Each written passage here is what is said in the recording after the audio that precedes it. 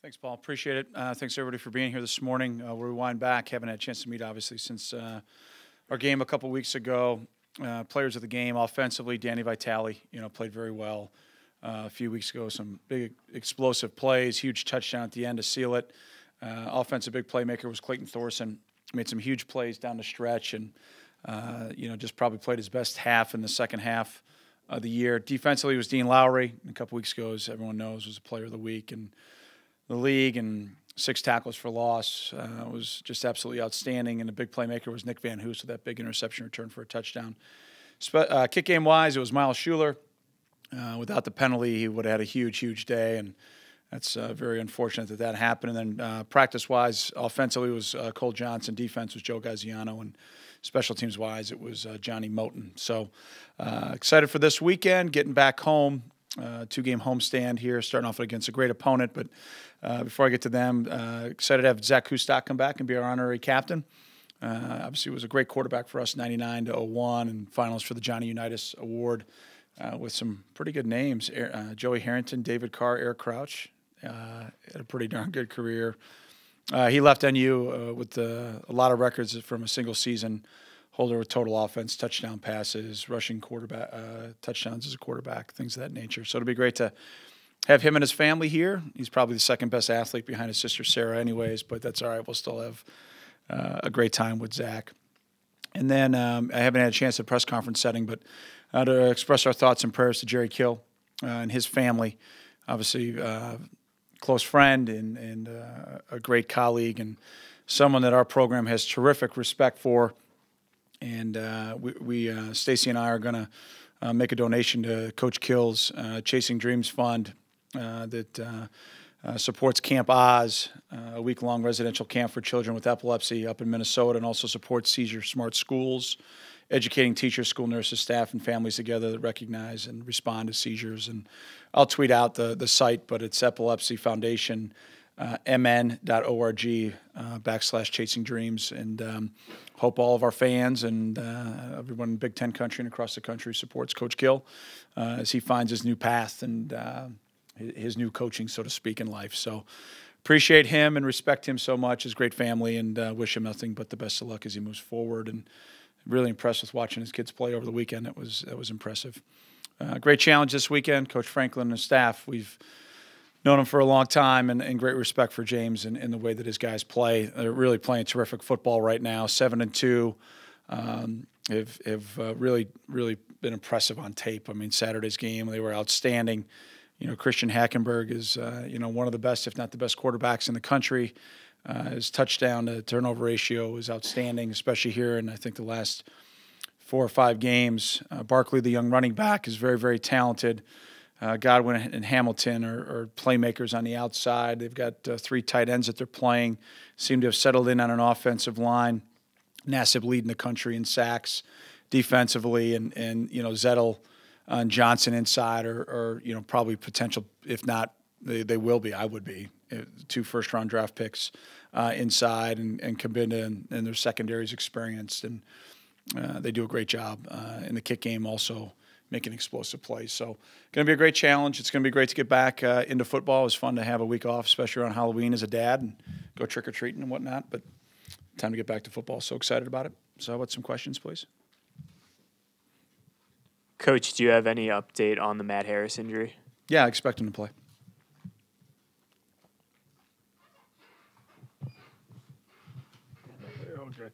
Okay. Can you expand about the defensive line at Penn State? What stands out about them so much for you? Do I have to? That's a nightmare. They're outstanding. Well, first of all, they're playing multiple guys. I mean, they remind me, personnel-wise, from a standpoint of rotation, what we're trying to do with keep our guys fresh. But, the whole group, to me, is, number one, fundamentally very good. Second of all, they're very, very active. I mean, they're relentless in their effort. They're very talented. Like I said, Zettel and Johnson are first-rounders. Nassib's leading the country in sacks. I mean, at 14.5, and is right there on a bunch. And then, Garrett and the rest of the crew that they're playing a lot of guys. So they're talented, they're deep, they're physical, they're tough. They do a lot of things very, very well. They stuff the run. They got athletic guys that can rush the passer. So it's a great group. Coach, you got some big plays on both sides of the ball last week, which is nice. You always like to get that. You don't know if you can count on that week in and week out. How much of a concern is it still to get an offense that can control time of possession and be steady that way? Well, Fred, balance. We'd like to have as much balance as we possibly can, and that's something that's going to be a great challenge against this defense, without a doubt. But we've got to find ways to move the ball. We've got to find ways to be successful on third down. I mean, Penn State was outstanding on third down against the Illini. So, we're playing now. You look at the defenses that we've played here over the course of the year, and we've seen some of the best in the country. And this is another great challenge for our offense. So, got to have a great week of prep. We've got to execute, especially early, and we've got to find a way to sustain drives, be better on third down than we've been, and be better in the red zone. And if we can do that, we'll give ourselves a chance to compete. Where have you seen Hackenberg make the biggest strides this year?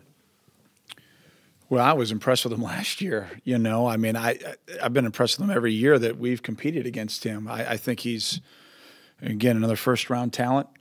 He's taking care of the football. He's making great decisions with the ball. He's got weapons in the backfield next to him. He's got weapons out on the perimeter. Like I said, they're playing 3 tight ends. He's doing a terrific job distributing the ball. He's making great choices with the football. He's getting it out of his hands quick. They're going to take their 6 to 10 shots deep. They do a really good job. I mean, they do an outstanding job schematically. They put pressure on you, not only with Christian, but then with what they do as far as formationally. They put pressure on you, motions and fly sweeps and things of that nature. So they've got a great multiplicity and a great scheme when it comes to what they do and what they ask him to do. So then in response to that, you guys did a good job last year kind of containing him. What do you have to do to make sure that happens again? Yeah, well, I think we were very fortunate. I think that we were able to get some pass rush, number one. And then, they missed a couple of plays that they had us on. I mean, they had us on a couple of wheel routes that it was funny going back and watching. And it was Anthony Walker's first start, and you guys wanted to give him a trophy after the game, and I wanted to give him a hard Tuesday practice. I mean, he missed a lot of things. He missed a couple of wheel routes when he was in man. It was a great learning lesson for Anthony. But at any rate, they had some things there that we just were fortunate to win on, and we will have to be better at it this year if we expect to win on it again. Clayton Thorson, his mobility and his big play breakability last week, is that going to help you with this Penn State defense? They tend to keep things pretty tight up front. Yeah, they do. I mean, he's going to have to get the ball out of his hands quick because they're coming in the passing game. In the run game, we've got to get Justin and our backs going, and Clayton's got to be a threat. What does that mean? It's to be determined, but he was a great threat against Nebraska. Things were there for him. They were there for him against Iowa too, and he ran a couple of times, probably not enough when rush lanes broke down. So he's just got to take what the defense gives him and not try to force things. Coach, with the bye week, obviously a big thing is just getting healthy. But do you feel it was also important for your team to just have a mental break just for a few days to get their mind clear and focus again? I just think from a college football standpoint, I think the bye week, it just depends on when you have it. Depends on who and how you're playing moving forward. And then, obviously you have to know your team pretty well. I thought from a standpoint of who we've played to this point, the challenges that we've had, we needed a little bit of a break mentally. I thought the guys came really focused last week into the weight room when we asked them to be here, and we had a really hard Thursday practice. So I felt like we got out of the bye week what we wanted to get out of it, and then I wanted them to recharge over the weekend and get ready to get back for the grind here the last month. So I think we had a pretty good plan. We'll see if we got to find a way to win. Then the plan worked. So. Just one more. Do you have any update on C.J. Robbins? Yeah, I mean, I think he's progressing every day. We'll see how it goes as the week progresses, but I'd probably list him as day-to-day. Update on Adam. Who? I'm sorry. Adam. DePietro? Yeah, he had surgery. He's going to be out for the year. What do you guys have to do in the run game and pass game to open things up for Justin? I know you guys saw a lot of one-on-ones, and you guys exploited a few matchups against Nebraska. Yeah, well, run game-wise, we got to block better at the point of attack. He's got to make some guys miss and win his one-on-ones. Schematically, we've got to, try to get better angles and get ourselves some free space. There were a lot of times that Nebraska had nobody deeper than 6 yards against us in the first half. So having some balance, getting people to off us a little bit on early downs and early in the game will be important. And then just take what the defense gives us. You look at Penn State a couple weeks ago. Maryland decided to play him in man-free and cover zero. And they threw up some 50-50 shots. The receivers made some big plays, and they win a game. You look at Sparty a couple weeks ago against Michigan. Same defense we saw Minnesota did on Saturday. And so you got to make plays. That's the bottom line. And when schematically we got to give our guys some opportunities to get free formationally, but then they got to go out and make plays. In college football in general and Big Ten in particular, we've seen so many bizarre plays on special teams and just time management like the Minnesota game. How often do you guys put your guys through hypotheticals and what to do if this bizarre situation happens, that kind of thing? Yeah, well, I talk about them. I think we talked about most of them today. I usually try to go over them on Monday and or Tuesday of what's happened. The coaches will typically, when it's something that's a great teachable moment, we'll find that tape or pull it down off the internet and teach from it. And then, you look at things analytically from a standpoint of how you would do things, and we do that every week as a coaching staff, talk about all the situations. I get different newsletters and things that are at my disposal just to stay up to breast on everything that happens throughout the country because I don't see it all, but you get that information and you think and talk about how it would happen. And like Minnesota deal, that's a tough one. You got the elation of a celebration. Now we get a review, and is a clock going to run? Is the clock not going to run? Those are all tough situations that you've got to kind of have thought out. And as the person in my role, that's my job for us. The management of the game is on me. I want Mick and Hank to be calling the game.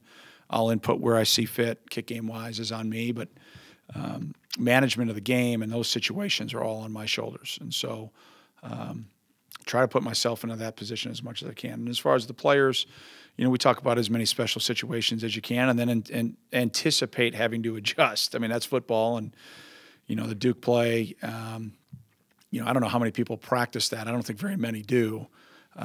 Except for like grade school when you're out playing with your buddies. But that's an anomaly. That happens. This game last weekend, Cal Stanford. I don't know. Skip. Right. You can't even fire 5 more off to me. So those are anomalies that go on. Yeah, the throwback. Yeah, I don't know if that was legal, but I'm not going there. But just is what it is. It's a crazy game. It's why it's so much fun. It's a crazy game. Coach, 2 questions. One, will Adam DiPietro be looking to medically redshirt? No, it's too late for that. Okay. And second one, Dean Lowry is a guy who wasn't highly recruited compared to some other guys you recruit out of high school. Do you remember what you saw in him when you were recruiting him back when he was a junior or senior in high school? Yeah, I don't. Yeah, I don't get caught up in who's recruiting guys, so I don't mean to be disrespectful to your question. I thought that Dean was a great player in high school. He had great length, great growth potential. He was a relentless motor player in high school. Great student. Family is like all of our families that we get the privilege to get together with were spectacular. You talk to the coaches at Boylan, and he's a coach's dream. Great work ethic, terrific leader, great attitude. And I thought he could have played either defensive end or it could have been a great tight end. I thought he had position flexibility. And, then you go watch him play basketball. He played hard. You could tell he wasn't going to start on our basketball team, but he played so hard when you watched him play. So, I thought he was a can't miss, and he's been a 4-year starter for us in some way, shape, or form. So I guess we got the evaluation right there. And he's developed. He's put on 15 pounds every year. He's bought into our strength program. He's done a great job with Marty Long and developed really, really well. His technique and fundamental is really, really, really improved. He still can get better. He can play with better pad level. But he took personally the way that we played defensively in those 2 losses, and he did something about it last Saturday. So hopefully we can keep him healthy and keep him playing at that high level for the last 4 games.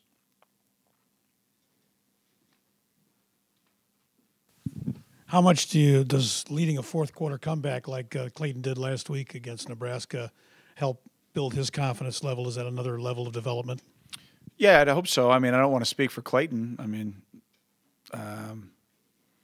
I thought that he's played 8 games and he's won 6. So, our focus is just trying to get him in as many situations as we can in practice, in the film room, expose him to as much as we can to have the game slow down and for him to play fast and put the ball in our guys' hands that can make plays for us. And, I just see him maturing every day. And not that he's not a mature young man. He is. He's a very mature young man, mature beyond his years. But from a football standpoint, from a quarterback standpoint, just keep getting better every day, every rep. And, 2 pretty good ones played last night. Old man played pretty well, but 2 weeks ago, everybody was saying that he stunk. I mean, yeah, it's the quarterback position. It is what it is. You're the hero and the GOAT. Anything else for Coach? All right. Thanks, guys. Have a great week. Go Cats.